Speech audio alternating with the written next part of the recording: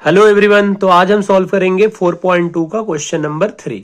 ठीक है, क्वेश्चन क्या है हमारा? Find two number whose sum is 27 and product is 182।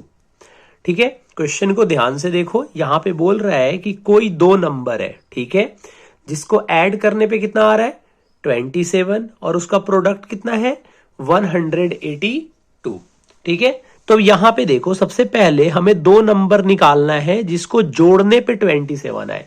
तो ये कैसे निकलेगा? इसके निकालने का एक तरीका है। क्या है ये आपको पता है? क्वाड्रेटिक इक्वेशन का क्वेश्चन है, और क्वाड्रेटिक इक्वेशन का क्वेश्चन है, इसका मतलब वहां पे वेरिएबल कितने होंगे?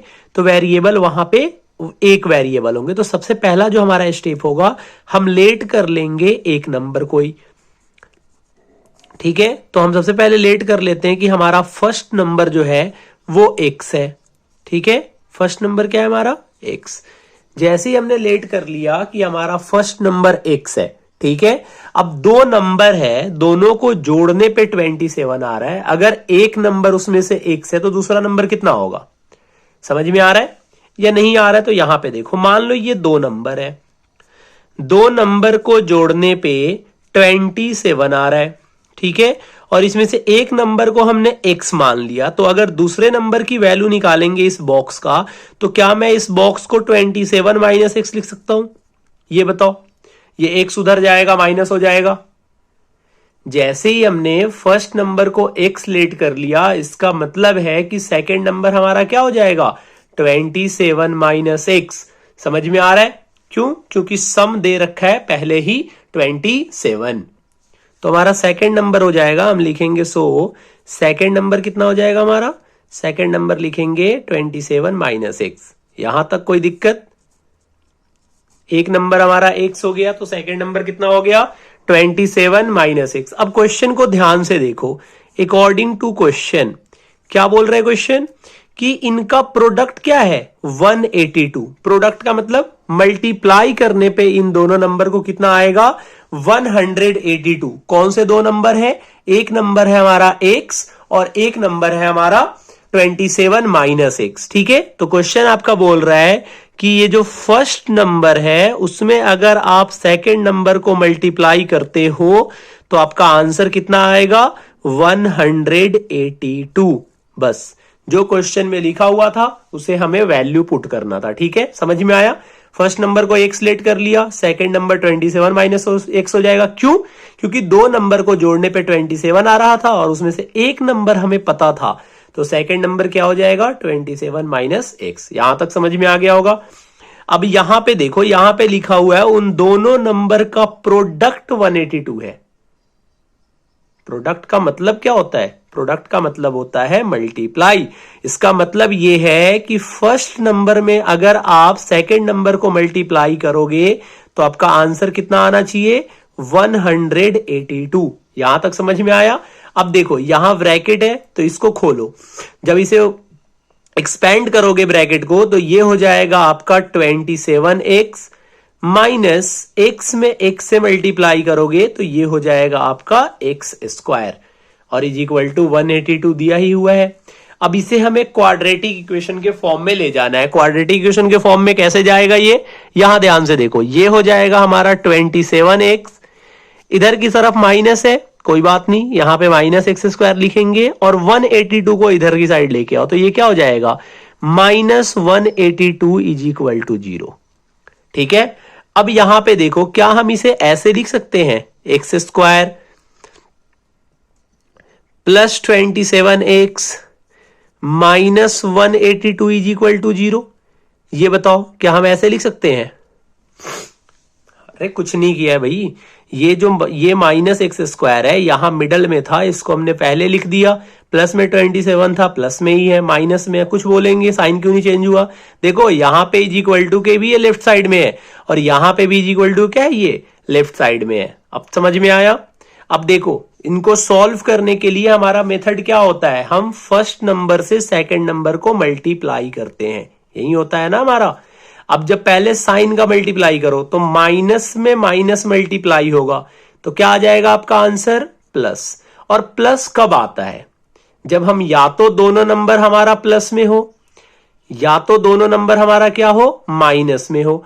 अब बीच में आप साइन देखो, बीच में साइन क्या लाना है आपको, प्लस लेके आना है। इसका मतलब आपका दोनों नंबर जो होगा वो प्लस में होगा। ये तो क्लियर हो गया। तो इन दोनों को मल्टीप्लाई करो, 182 से 1 को मल्टीप्लाई करोगे तो आ जाएगा 182।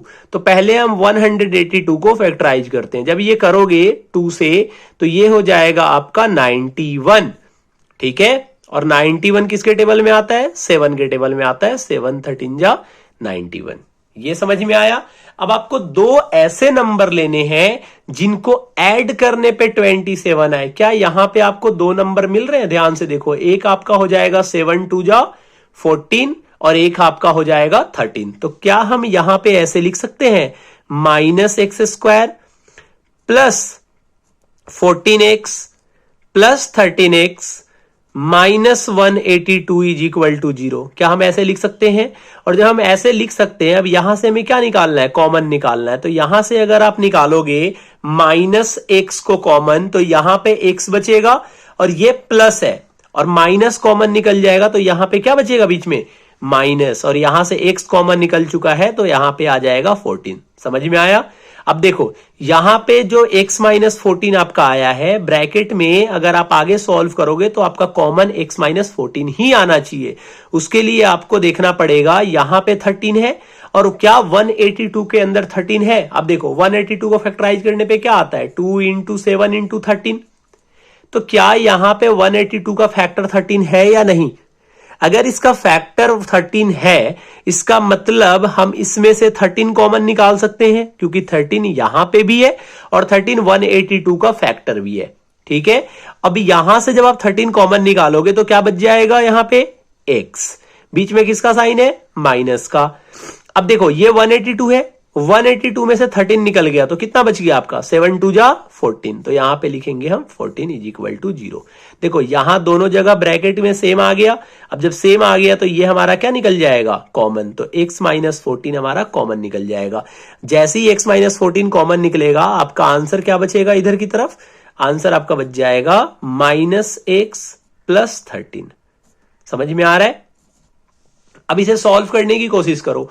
जब इसे आप सॉल्व करोगे, मैंने आपको बता रखा है पहले की वीडियोज में कि एक बार हम x -14 इधर मल्टीप्लाई में उसको डिवाइड में लेके जाएंगे तो आपका क्या बच जाएगा, -x + 13 इज इक्वल टू 0। समझ में आ रहा है या नहीं आ रहा है, ये बताओ मुझे। समझ में आ रहा है।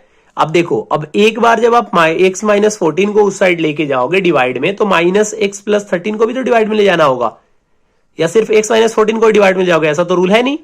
आपको जिसको मन करे उसको ले जा सकते हो। तो एक बार आप x -14 को डिवाइड में ले जाओ और एक बार आप -x + 13 को डिवाइड में ले जाओ। जब आप -x + 13 को डिवाइड में ले जाओगे तो 0 से डिवाइड होके ये 0 हो जाएगा। तो आपका बच जाएगा x -14 का वैल्यू आ जाएगा 0। समझ में आ रहा है।